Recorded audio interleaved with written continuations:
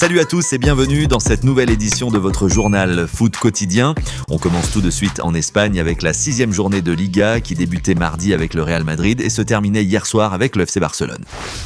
À 6 jours d'affronter le PSG, le Barça s'est offert un succès plein de caractère à Oviedo, mené à la pause après une énorme erreur de relance de Joan Garcia et puni par Alberto Reina d'un lob magistral de plus de 30 mètres. Les Catalans ont longtemps buté sur un escandel en état de grâce. Rashford, Rafinha et Araujo ont tous buté sur le portier, jusqu'à ce qu'Eric Garcia égalise à la 56e minute après une nouvelle parade décisive. Puis les entrants ont fait la différence.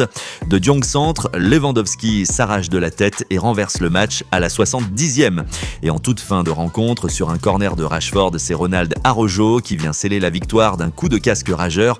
Score final, à 3-1, le Barça reste invaincu et sécurise sa 2e place derrière le Real Madrid. Un avertissement envoyé avant le choc face au PSG, ça promet.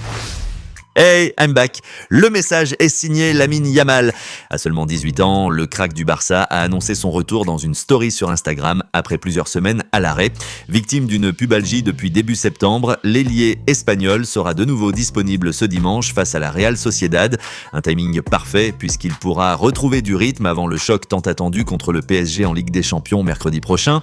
Un vrai boost pour le Barça et une menace supplémentaire pour Paris. Le Real Madrid continue son début de saison parfait et cette fois, c'est l'Éventé qui a payé l'addition. En déplacement à Valence, les Merengues se sont imposés 4-1 pour signer un 6e succès en 6 journées de Liga. Le premier éclair est venu de Vinicius, très critiqué ces dernières semaines.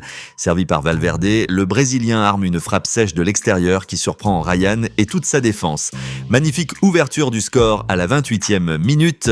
Puis, 10 minutes plus tard, Vinicius, encore lui, percute et trouve Mastantuono côté opposé.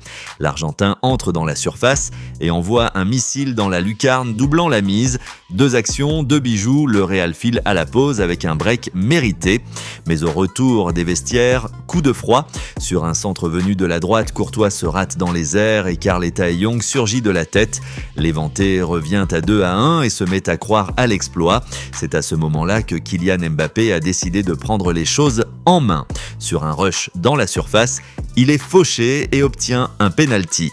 Le Français transforme lui-même d'une panenka pleine d'assurance, 3-1, et 3 minutes plus tard, servi par Arda Güler, Mbappé mystifie la défense et crucifie le gardien.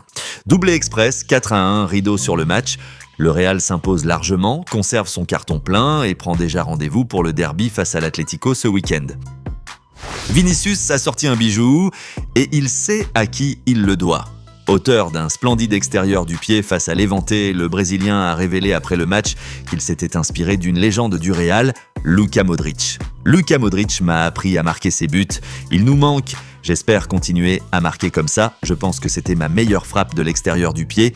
Un hommage fort à son ancien coéquipier, parti à l'AC Milan cet été, et une réponse aux critiques sur ses performances depuis le début de la saison. On file maintenant en Angleterre où se déroulait mardi et mercredi le 3e tour de la Coupe de la Ligue anglaise. Liverpool a tremblé, mais s'est qualifié dans la douleur en League Cup, victoire 2-1 sur le fil contre Southampton avec un Hugo Ekitike capable du meilleur comme du pire. Juste avant la pause, Isaac a ouvert son compteur avec Liverpool, pressing parfait, service instantané de Chiesa et premier but sous ses nouvelles couleurs, mais à la 76e, Charles a refroidi Anfield en égalisant pour Southampton. Heureusement, la lumière est encore venue de Chiesa, un contrôle magnifique, un caviar pour Ekitike et le Français a offert la victoire d'un plat du pied, un but décisif, mais une énorme erreur derrière. Il enlève son maillot, prend un 2e jaune et se fait expulser aussitôt. Liverpool assure l'essentiel, mais Ekitike laisse une grosse ombre sur sa soirée et relance Isaac dans la course à la place de titulaire en pointe. Et après le match, le coach des Reds, Arne Slot, n'a pas caché sa frustration en conférence de presse. « Je n'ai pas compris, peut-être que je suis vieux jeu, si j'avais marqué ce but après avoir éliminé 3 joueurs et envoyé le ballon en lucarne, j'aurais célébré comme ça tout seul, mais si j'avais eu une telle passe de Chiesa, j'aurais sûrement remercié le joueur en lui disant « Tu m'as offert ce but ». J'ai été surpris de la façon dont il a célébré et pire, de la façon dont il a enlevé son maillot et pris le second jaune. Et le coach a enfoncé le clou.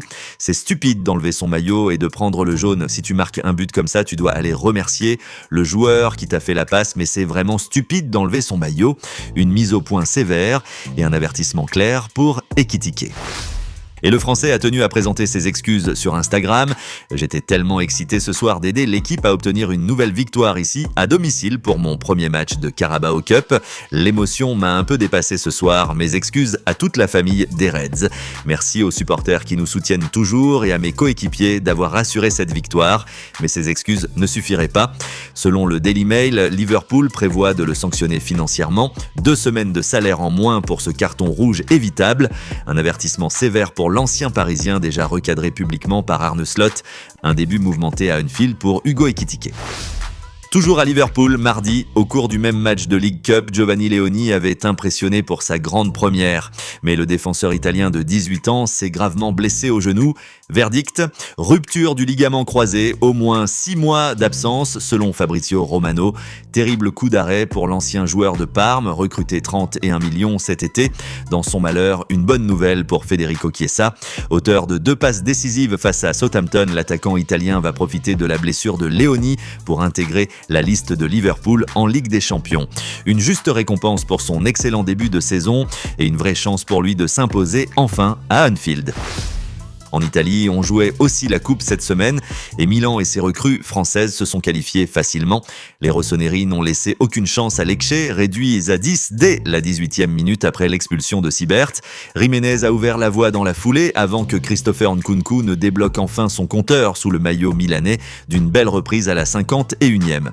Pulisic a ensuite scellé la qualification avec le 3e but, score final 3-0. Mais l'autre Français à retenir, c'est Adrien Rabiot, une occasion manquée, une transversale touchée, mais surtout une activité incessante. Percussion, interception, volume de jeu, la Gazzetta dello Sport le juge déjà indispensable. Une soirée parfaite pour Milan et pour ses Bleus.